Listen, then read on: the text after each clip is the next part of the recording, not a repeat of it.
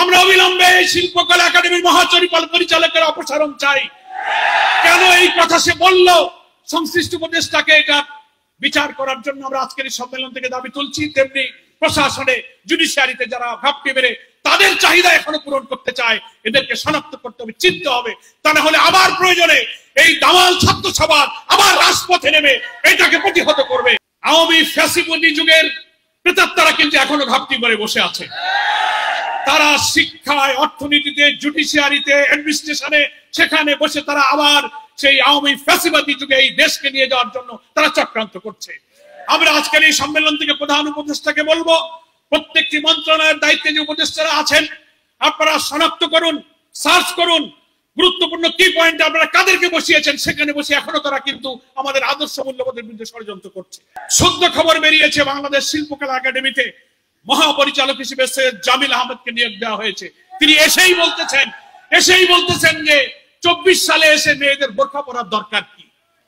আমরা অবিলম্বে শিল্পকলা একাডেমির পরিচালকের অপসারণ চাই। কেন এই কথা সে বলল, সংশ্লিষ্ট উপদেষ্টাকে এটা বিচার করার জন্য আমরা আজকের এই সম্মেলন থেকে দাবি তুলছি। তেমনি প্রশাসনে, জুডিশিয়ারিতে যারা ঘাপটি মেরে তাদের চাহিদা এখনো পূরণ করতে চায়, এদেরকে শনাক্ত করতে হবে, চিনতে হবে। তা না হলে আবার প্রয়োজনে এই দামাল ছাত্র সভা আবার রাজপথে নেমে এটাকে প্রতিহত করবে।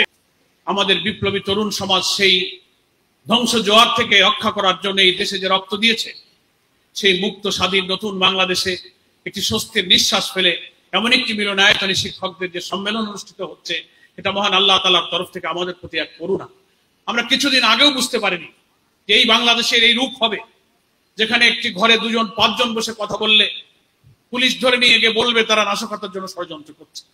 লক্ষ লক্ষ রাজনৈতিক নেতা কর্মীদেরকে কারাগারে রুদ্ধ করে, মিথ্যা মামলায় সাজা দিয়ে, রিমান্ডে নিয়ে, নির্যাতন করে, ফাঁসি দিয়ে আমাদের তরুণ ছাত্র সমাজের ছাত্র জীবন, লেখাপড়া, ক্যারিয়ারকে ধ্বংস করে দিয়ে একটা কালো যুগ আমাদের উপরে চেপে বসেছিল।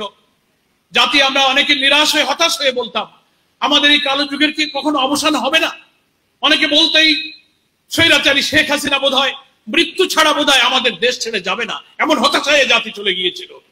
বারবার রাজনৈতিক দলের আন্দোলন ব্যর্থ হচ্ছিল, কিন্তু আমাদের তরুণ সংগ্রামী দামাল ছাত্র সমাজ হাজারো ছাত্রের রক্তে রাজপথ ঝেলে দিয়ে তারা এই ত্যাগ এবং কোরবানির বিনিময়ে আমাদের 15 বছরের দীর্ঘ আন্দোলনকে একটা সফলতার মঞ্জিলে তারা পৌঁছে দিয়েছে।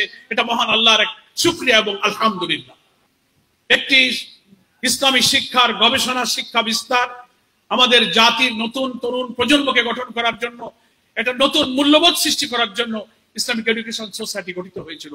এবং এই এডুকেশন সোসাইটি গঠিত হওয়ার পর ধীরে ধীরে এর যারা দায়িত্বে ছিলেন, দেশের বরেণ্য শিক্ষাবিদগণ যারা দেশ জাতিকে নিয়ে ভাবতেন, ডক্টর কুদরতি খুদা যখন নাস্তিক্যবাদী একটি শিক্ষা কমিশন গঠন করে তার নেতৃত্বে জাতিকে অন্ধকারের দিকে ঠেলে দেওয়া হচ্ছিল, তখন এই ইসলামিক এডুকেশন সোসাইটি গঠিত হয়ে ধীরে ধীরে দেশবাসীর সামনে ইসলামী শিক্ষা, তার মূল্যবোধ, জাতি গঠনের শিক্ষার প্রয়োজন এবং তরুণ ছাত্র সমাজের চরিত্র, ছাত্র জীবনে গড়তে না পারলে জাতি কিভাবে শেষ হয়ে যাবে, তার অনুকূলে দেশব্যাপী জনমত গড়ে তোলার জন্য এই এডুকেশন সোসাইটি কিন্তু ব্যাপক ভূমিকা রেখেছিল।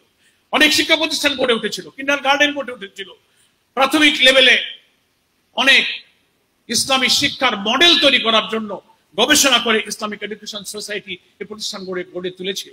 তারপর ধীরে ধীরে এই এডুকেশন সোসাইটির একটা আন্দোলনের রূপান্তর হলো কিন্তু আদর্শ শিক্ষক পরিষদ। তারপরে সেই শিক্ষক পরিষদ থেকে সিদ্ধান্ত হলো যে আমরা বিশ্ববিদ্যালয়ের শিক্ষকদের, কলেজ শিক্ষকদের, প্রাইভেট ইউনিভার্সিটিতে, আমরা স্কুলে, প্রাইমারি স্কুলে, মাদ্রাসায়, প্রত্যেকটি জায়গায় জায়গায় শিক্ষক সংগঠন গড়ে তোলা হলো। তারপর সেই সকল সংগঠনকে, শিক্ষক পেশার সংগঠনকে কারা গার্জিয়ানশিপ দেবেন, কারা গাইড দেবেন, তখনই এটাকে ফেডারেশন নামে, একটা সকল শিক্ষকদের ফেডারেশন নামে রূপান্তরিত করা হলো। এখন কথা হচ্ছে যে বাংলাদেশে আরো অনেক শিক্ষক সংগঠন আছে, ফেডারেশন আছে।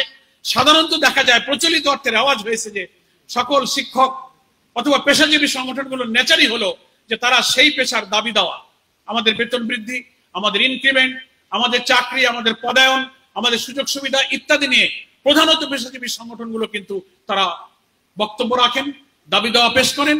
পেশাজীবী সংগঠনগুলোর এটাই কিন্তু সবচেয়ে বড় নেচার হয়ে দাঁড়িয়েছে। কিন্তু তার থেকে এই আদর্শ শিক্ষক ফেডারেশনের একটি ব্যতিক্রমধর্মী বৈশিষ্ট্য রয়েছে। সেই বৈশিষ্ট্য হচ্ছে যে তারা শুধু নিজেদের দাবি দাওয়া নিয়ে চিন্তা করে না, নিজেদের রুটি রুজির সংগ্রামটাই ছিল তাদের মুখ্য বিষয় নয়, বরং এই দেশ, এই জাতি, এই সভ্যতা, নতুন প্রজন্মকে একটি আদর্শিক জাতি হিসেবে নৈতিকতার চরিত্রের চরম উৎকর্ষতায় নিয়ে কি করে আমাদের সৃষ্টির লক্ষ্যকে আমরা পূরণ করতে পারি, সেই আদর্শ লক্ষ্যেই শিক্ষক সমাজকে সংগঠিত করা এবং জাতির সামনে সেই অবদান রাখা, এটাও কিন্তু এই আদর্শ শিক্ষক ফেডারেশনের একটি লক্ষ্য। সেই লক্ষ্যে আজকের এই শিক্ষক সম্মেলনে সম্মানিত শিক্ষক নেতৃবৃন্দ, অনেক গবেষক, অনেক স্কলার, অনেক শিক্ষক নেতৃবৃন্দ কিন্তু খুব গুরুত্বপূর্ণ আলোচনা করেছেন। আমাদের মনে রাখতে হবে যে আমাদের এই শিক্ষা ব্যবস্থাকে যতই আমরা দাবি দাওয়া করি, এই যে একটা কথা আছে যে সর্বাঙ্গে ঘা মলম দিব কোথা। জাতি এতকাল এক এক সময় এক এক অপশাসন, স্বৈর শাসন, সেকুলার এবং নাস্তিক্যবাদী শাসকদের হাতে পড়ে আমাদের শিক্ষা ব্যবস্থা কিন্তু তছনছ হয়ে গেছে। ফলে আমরা আজকে এই দাবি করতে চাই, ওই দাবি করতে চাই, এইটা করতে হবে, কিন্তু আসলে কোন জায়গায় একটা জায়গা মেরামত করে এই জাতির আসল আশা কিন্তু পূর্ণ হবে না।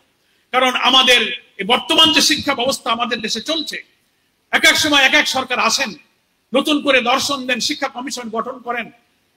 এখন সর্বশেষ এই ফ্যাসিবাদী হাসিনা সরকার শিক্ষা ব্যবস্থাকে যে প্রান্ত সীমায় তারা নিয়ে গিয়েছে, চরিত্র নৈতিকতা ধ্বংস করেছে, মূল্যবোধ ধ্বংস করেছে, আমাদের সন্তানদের চরিত্রহীন করে গড়ে তোলার জন্য পাঠ্যপুস্তক থেকে ইসলাম এবং ইসলামী আকীদা সংক্রান্ত সবকিছুকে তুলে দিয়ে নাস্তিক্যবাদী, বস্তুবাদী এবং সেই সমকামী শিক্ষা থিঙ্কিং এর নামে আমাদের শিক্ষা ব্যবস্থাকে তারা শেষ করে দিয়েছে। এবং যে কারণে আজকে বিশ্ববিদ্যালয়ের বড় বড় প্রফেসর থেকে শুরু করে প্রাইমারি স্কুলের টিচার পর্যন্ত জনগণের নৈতিকতা, ছাত্রদের নৈতিকতার কথা কি বলবো, শিক্ষকদের নিজেদের নৈতিকতা তারাই ধ্বংসের পন্থসীমায় নিয়ে চলে গিয়েছে। ফলে আমাদের এই জোড়া তালি দেওয়া শিক্ষা ব্যবস্থা দিয়ে যতই আমরা এটাকে মেরামত করতে চেষ্টা করি, আমাদের জাতির সেই আশা আকাঙ্ক্ষা, আমাদের নতুন বাংলাদেশ যেটার স্বপ্ন আমরা দেখছি, আমাদের সোনার ছেলের রক্ত দিয়ে যে নতুন বাংলাদেশ গড়ার জন্য, নতুন দেশ বিনির্মাণের জন্য আমাদেরকে রক্তের ঋণ দিয়ে গেল, সে ঋণ কিন্তু শোধ করা যাবে না। পাঠ্যপুস্তকে, কারিকুলামে, সিলেবাসে এমন ভাবে তারা সাজিয়েছিল যে এক ঝাঁক কেরানি তৈরি হবে এবং সেখানে একমুখী সমস্ত কিছুর মূল্যবোধ, সংখ্যাগরিষ্ঠ মানুষের আকীদা, ইসলামী মূল্যবোধকে তার মধ্যে ধারণ না করে তারা জাতিকে বিভক্ত করে ডিভাইড এন্ড রুল পলিসির মধ্য দিয়ে শিক্ষা ব্যবস্থাকেও তারা বিভক্ত করে ফেললো।